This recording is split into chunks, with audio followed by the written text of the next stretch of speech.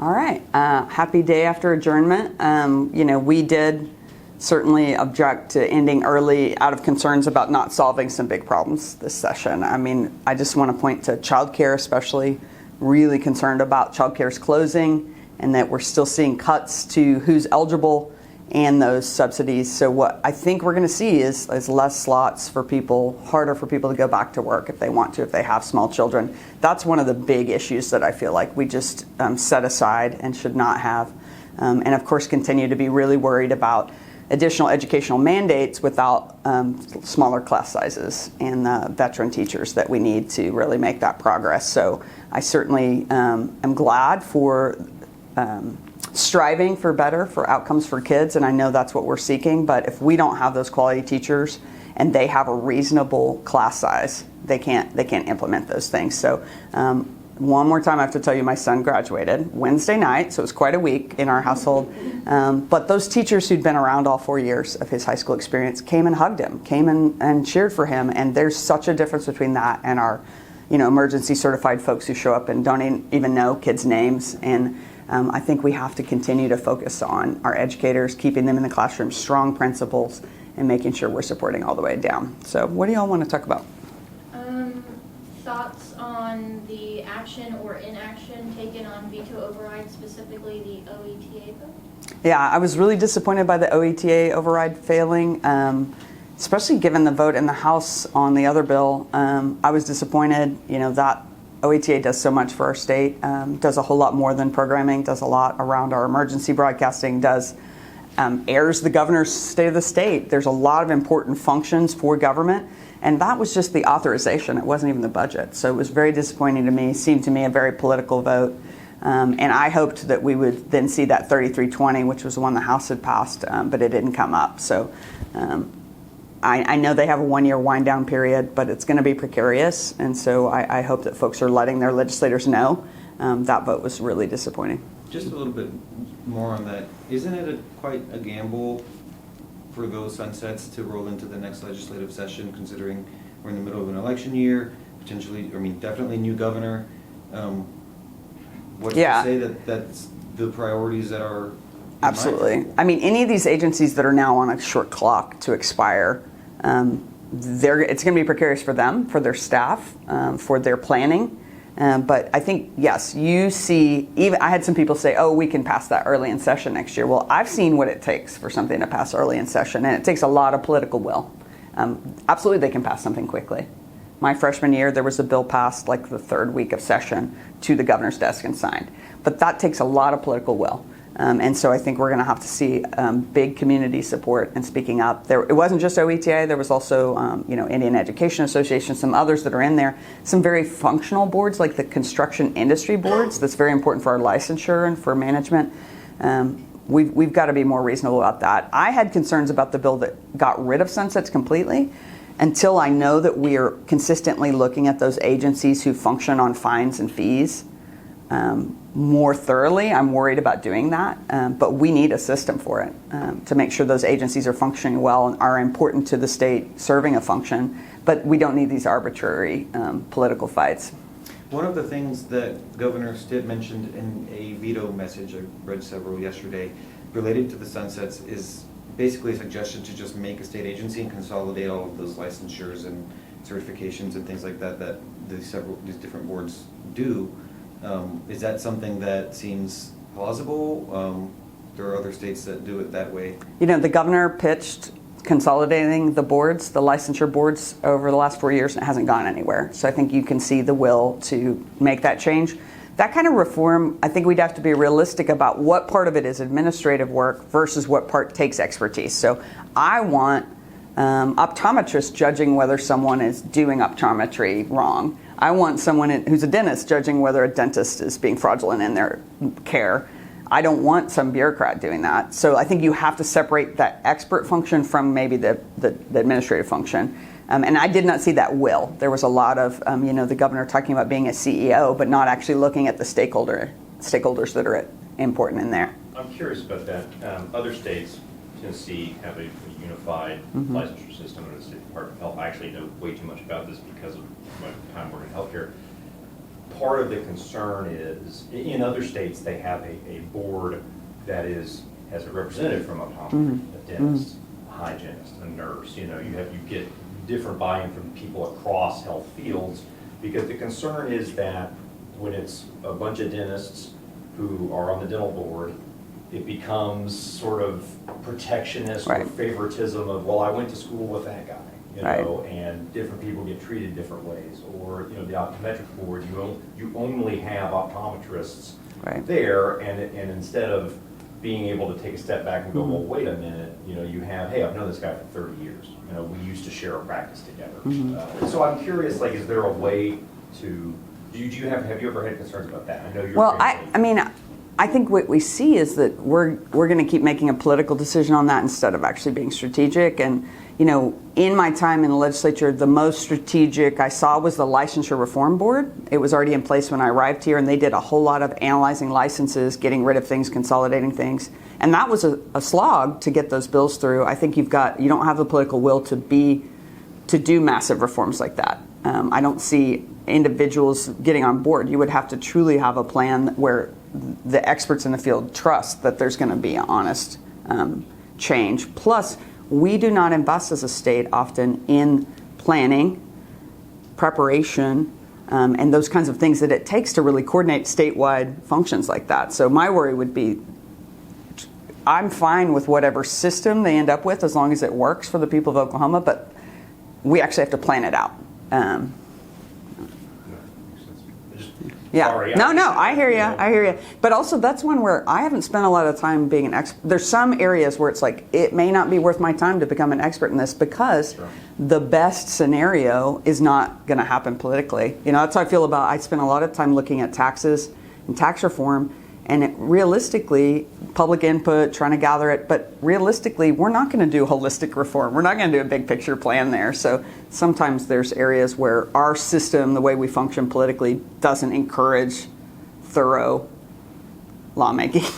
I want to get your thoughts on the halting the automatic gas tax rise thing. Just your thoughts on it in general, good, bad? What do you think? Well, our caucus, many of us were concerned about the process of that bill, having no time to analyze the history of the bill the history of the statute or the implications of getting rid of it. And what we were hearing in the moment is that it would mean a cut in funding to the state, match funding to the state for roads and bridges. And so that's a big worry, why several of us opposed it.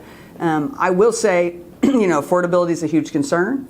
I just don't want DC dictating our policies, and I think these kind of haphazard decisions being made at the federal level then impacting us. There's a lot of things we could be doing on affordability that doesn't involve dealing with federal taxes. I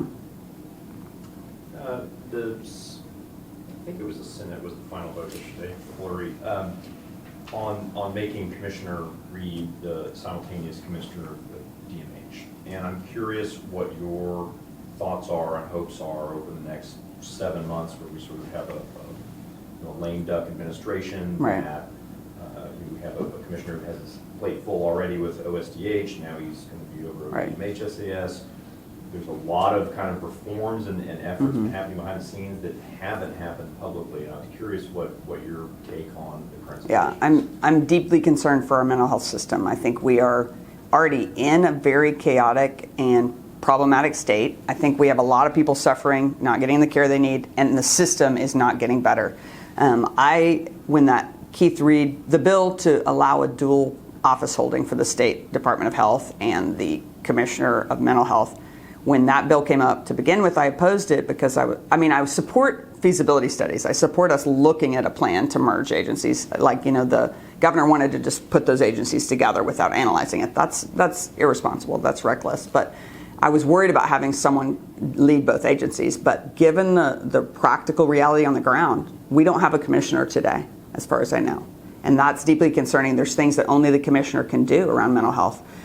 We have people waiting in jail for restoration, and that list is getting longer, and the state is paying fines because we haven't dealt with it. So on a practical level, I ended up supporting it because I feel like at least we know Commissioner Reed knows how to function a state agency, hire and fire, and make sure that the train is on the tracks. We cannot wait 7 months for improvements here. We have mental health organizations that are providing care in communities not getting paid. We have people sitting in jail not getting their pharmaceuticals paid for. I mean, we have big fires brewing, and without anyone in leadership, we're in deep trouble. So my understanding is basically no one wants to take that job at this moment. I'm not saying no one. Folks that you would want in that leadership role, I feel like I'm hearing they're declining, so it really ended up being we need someone that knows how to run an agency to help with this in the short term. So for that, I'm supportive, and I'm glad that Representative Stinson and Senator Racino took the lead on that. But, I mean, I still have expectations. There's no holding pattern when it comes to our crisis systems. We've made a lot of improvements around diverting people through 911 and through mobile crisis units from jail and from hospitals. We have to keep that work up, or we're going to see those jail populations go up and more people dying, more people suffering. You know, it's all across the board if we're not taking care of the community health. So that may be more than you wanted to know. No, that's exactly Jumping topics here a little bit, can you talk a little bit about why you voted against the milk bill, SB 2071, I believe it was? You voted for it originally in March when it had come up.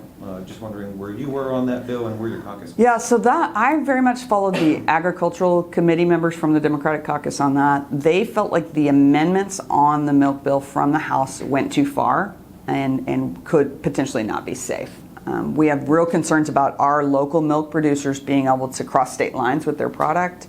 We also want to make sure we can't just turn into a buyer beware environment where you think that the product you're buying is safe and there's no safeguards, right? And so I think that what I heard from the agricultural members in my caucus was they were worried about those two things. And I think also Senator Murdoch pressing the question, so being unwilling to answer questions really didn't help his case, because in the Senate, we usually can ask a meaningful amount of questions to get to the bottom of concerns about a bill. And him moving past that quickly, I think, undermined trust as well. Do you think he really wanted to have it passed? I'm not going to analyze that one. That is deep in the Let me ask you this then. Similar echo question. chamber. Do you think that the Medicaid? I know you were opposed to any of the proposed Medicaid questions, but what was your observation about the process by which that what got a vote yesterday, what didn't? Yeah, that's interesting. Were you sort of clued into any of that?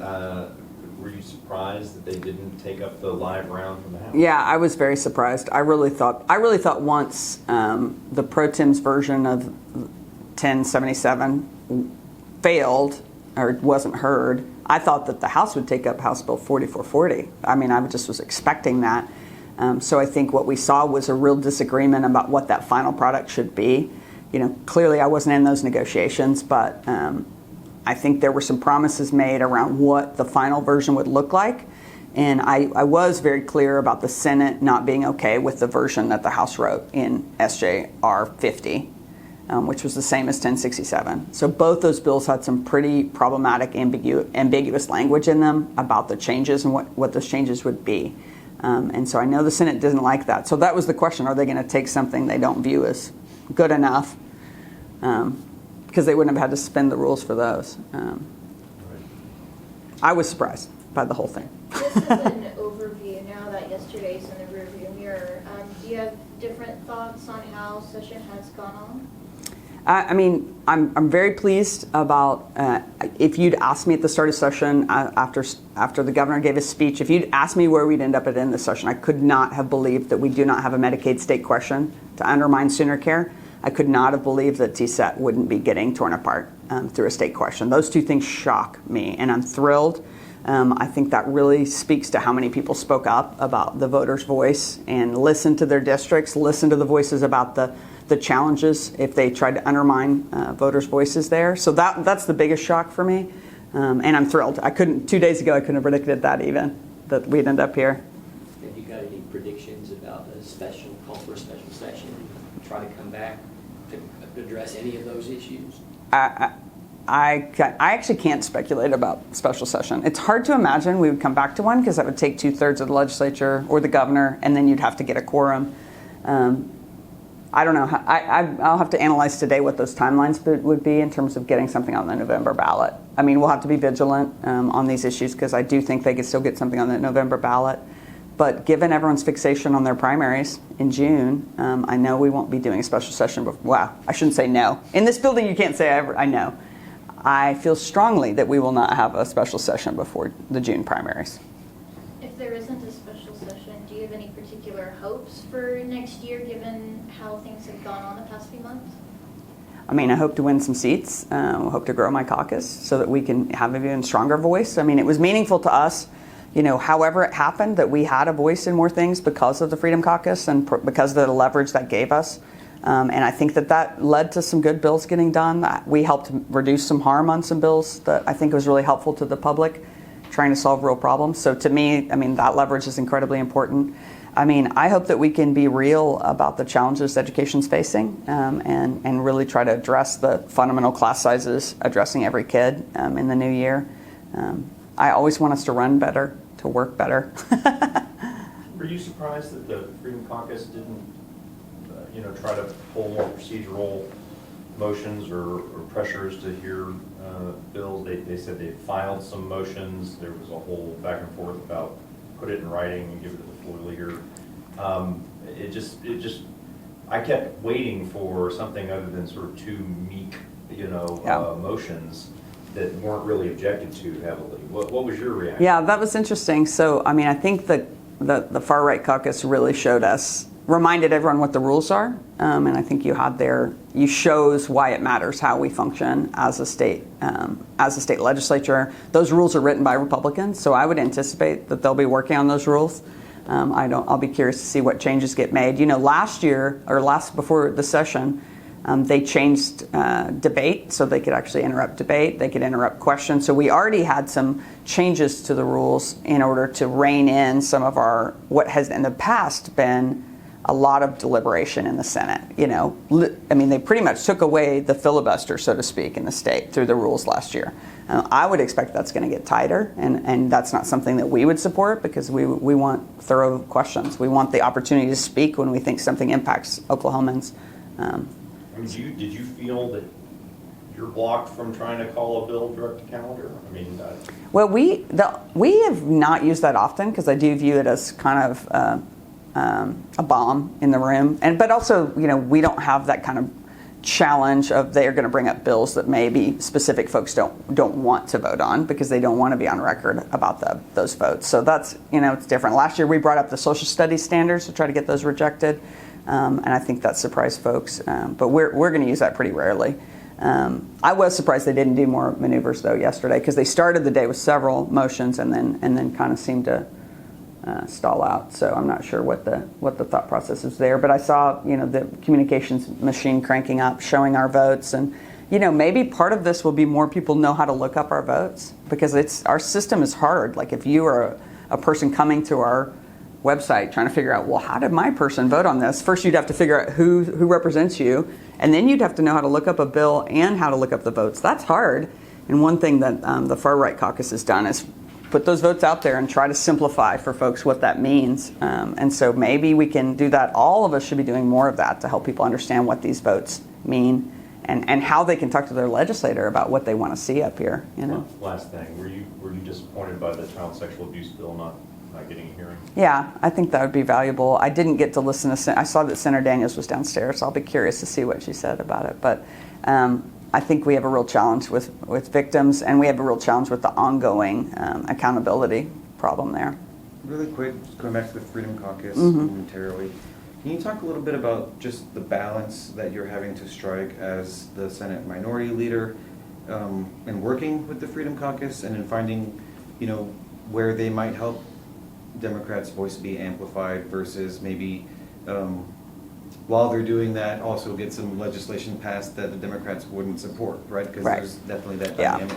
They're trying to win seats, and they have a very tight margin to close to be, in positions of leadership if they want that. So just, can you talk about a little bit how you're navigating that, risking potentially bad legislation in your mind versus making sure that what needs to be said is actually said? Yeah, it's very hard to have good faith conversations with our colleagues who are in the Freedom Caucus. You know, individuals, absolutely, but as a group, I don't see them operating in a way that you could talk to them in advance to make plans together. I mean, a lot of what they're trying to bring forward, I find we know are very harmful bills and are a lot of times about things that the public actually does not want to see. So I can't support that. When it comes to transparency, those kinds of things, we can stand together. But I mean, it's super precarious. It's absolutely precarious. I mean, but the problem in this building is it all becomes about who's winning and who's losing, and did the House win, did the Senate win, did the Freedom Caucus win? You know, really is the wrong framework. You know, it shouldn't be about the horse race, because it really should be about how are we serving Oklahomans. And I do think a lot of Freedom Caucus bills are harmful. But I also think many of my governing Republican colleagues have harmful bills as well. Just now, Senator Paxton said that he thinks the House needs to work on vetting legislation as much as the Senate does. So do you think if those rules change and debate is further limited, that kind of goes against or will limit how much you guys Yeah, can that's vet interesting. legislation?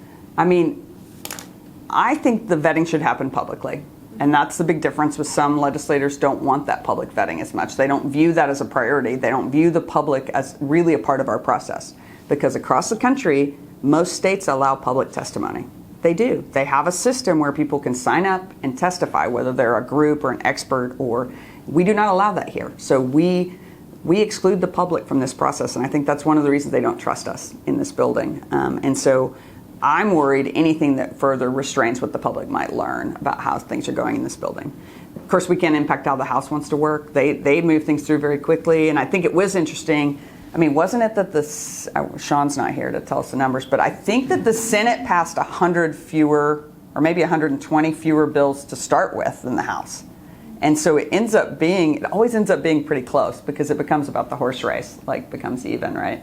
And so I do think the House, if they don't trim their bills down, they will get trimmed down, is what it seems like. Certainly I wasn't making those choices, but I don't know if that's what you're getting at. But I wanted to jump back to veto overrides for a second. Were you surprised at the or lack of an outcome on HB 4434, the one about the governor notifying when he's incapacitated or out of the state? I got to say, overall, I was surprised about how few veto overrides we did. I mean, last year I thought that we, took the cap off the basket, so to speak, because I thought last year it was like, look, if we think this is important, we're going to override it. This year it seemed very personal, that they felt like they'd worked well with the governor and that we're not going to override him on a bunch of stuff, and that these bills can just come up next year. So I was surprised how few we took up. And that one has been a consistent problem, where the governor leaves the state, doesn't tell people. I mean, I think the people, we should be mad about that, because the people need to know someone is in charge if there's a disaster, if there's a huge problem. And I would think the lieutenant governor certainly needs to know that as well. So yeah, I was surprised. I thought the legislature would remind him that was important. Going back to education, the bills that were passed today, or this session, and signed into law, longer day, or more days in the classroom, bell, no cell, teacher raises and things like that. Can you talk about kind of what your caucus is hoping to maybe improve upon these bills in future sessions and things like that, and how we, you guys address education, as I think it's the goal of everybody here, get out from being the last ranked state. What are you guys going to try and do? We really need to come up with better names for our initiatives and our packages, because it's core things that we need to work on. You can continue to pretend like money doesn't matter, but the fastest way to move out of the bottom is to spend more per student. We are spending less than the regional average. That's our states just around us in terms of per student spending. So I'm sorry, you don't want to talk about money anymore, colleagues, but money is a big part of this. And then the second would be class sizes. If we don't return to the mandates that we had for class sizes and push to make sure we're getting more experienced educators in those classrooms, it doesn't matter all these other mandates that we identify. We've seen nationwide there's a learning loss happening. And so that's going to take people-to-people engagement. We can talk about no screens, but if there's not a teacher who can then engage with that student, what's going on in that classroom? So I'm going to come up with some better names for those initiatives next year. Anything else? Y'all ready? Done? Thank you so much. I appreciate y'all. Appreciate it. Appreciate all your work this session.